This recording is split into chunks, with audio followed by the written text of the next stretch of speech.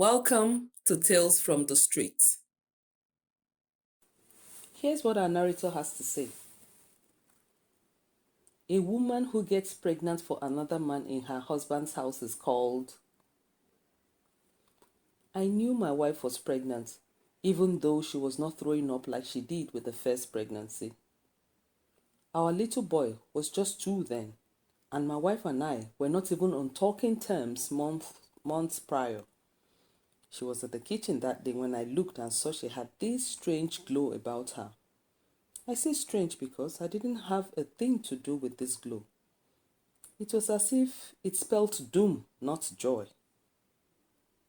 My mind doesn't deceive me. Something told me that she had taken in a female banker who is in the marketing department. Forget it. See, I am not an impotent man. No. First off, I'm a lecturer in an advanced college and have been a teacher for the past 21 years. I'm not the type of lecturer who demands sex for marks. The worst thing I have done as a lecturer is ask my students to buy my handouts, as this constitutes 15% of their scores. How else do you think we teachers survive on our paltry salaries? I'm a lot older than my wife. She was my former student, but the affair began when she had finished school. My wife works in a bank and she earns good money. We were in love when we started and nothing mattered back then. We courted for almost 5 years, but got married just 3 years ago. She paid the first 2 years' rent when we moved into our 3-bedroom apartment, furnished it, and though I supported, I couldn't do much on a lecturer's salary. Besides, I am a man of modest ambitions, while my wife, being a banker, likes to have everything big.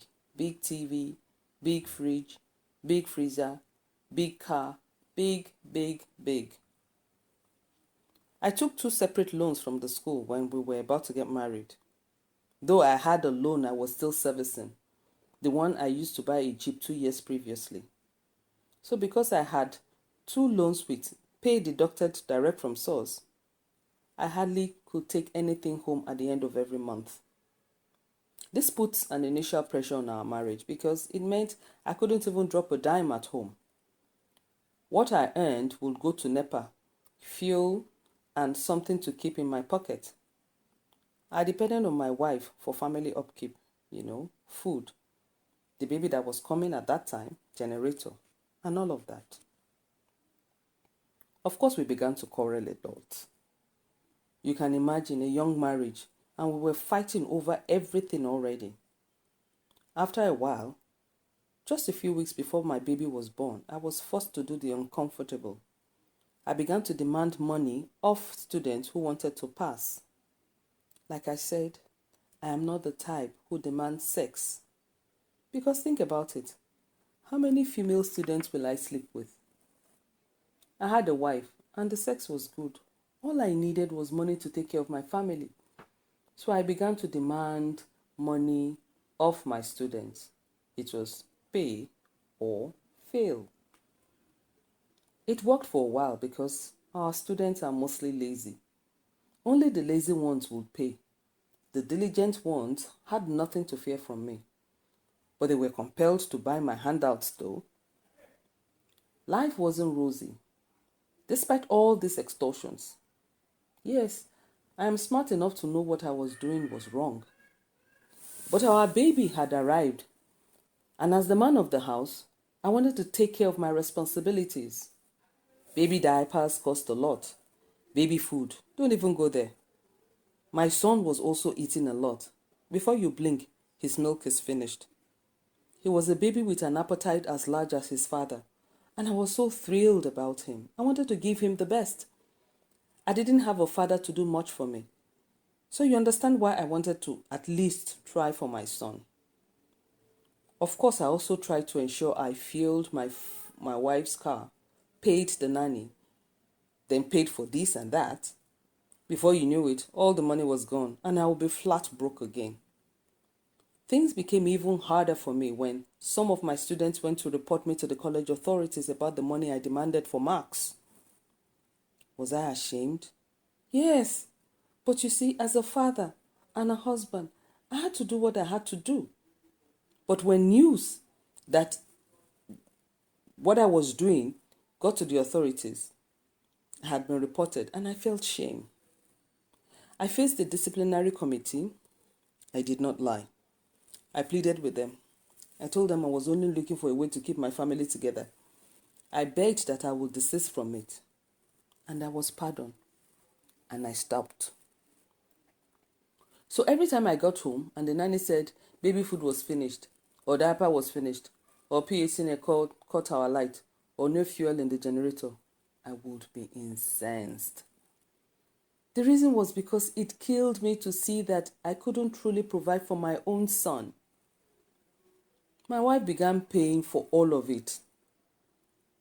She would afterwards bitch about it. Suddenly, there was nothing I could do right with my wife.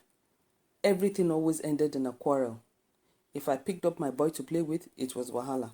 If I didn't pick him up, it would be trouble. As you can guess, the other room was unavailable to me too. Days became weeks, then months, and suddenly it was 1 year, and then 2 years. Young marriage, oh. I was completely frustrated. Things were definitely not okay with us. She worked late, and it was always about meeting her targets. I stayed out late too because to be home meant that the nanny would be telling me the things that had finished in the house. My wife and I stopped talking to each other for more than 8 months. We were only going through the motions because of our little boy. You know, in every neighborhood, there's always one tatafo. It was he who called me one day while I was in class to tell me that my wife had packed out of our apartment. I was shocked. And when I got home to an empty apartment, I felt utterly and completely gutted. I called her parents, but they had no idea what I was talking about. I then called her sister, who pretended to be clueless. I said, I just want to find out if my wife and kid are okay. Her reply was, I'm sure they are. I said, good night then. Give them my love. Days later, I found out where my wife was. She had moved in with a divorced man who lived on Banana Island. He is rich and owns flats all over Lagos. And you know the worst part? Shortly after, I heard she traveled abroad to have a baby. Yes, you heard me right. She was already pregnant that day when I saw her glowing.